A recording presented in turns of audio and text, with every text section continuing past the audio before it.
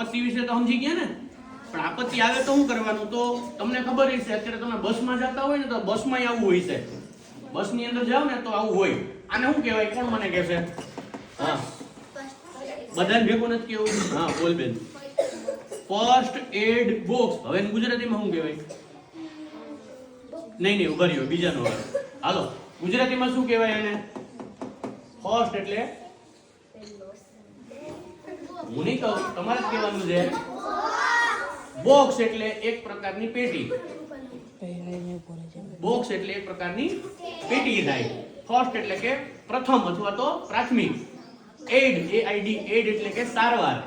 જ્યારે કંઈ પણ શરીરને નુકસાન થાય ત્યારે પ્રથમમાં પ્રથમ જે સારવાર થાય, હા ડોક્ટર ના કરતો એની પહેલાની વાત છે. જ્યારે ડોક્ટર પહોંચે એ તો કરશે જ, પણ એની પહેલા જે સારવાર થાય એને પ્રાથમિક સારવાર કહેવાય. તો પ્રાથમિક સારવારની પેટીની અંદર શું શું હોય? તો જો તમને ખબર જ છે, છતાંય આપણે એક સાદો મલમ હોય, એક સાદો મલમ છે, બરાબર? ક્યાંય લોહી નીકળતા હોય, કાંઈ કાપો પડી ગયો હોય તો એમાં લગાડવા માટે.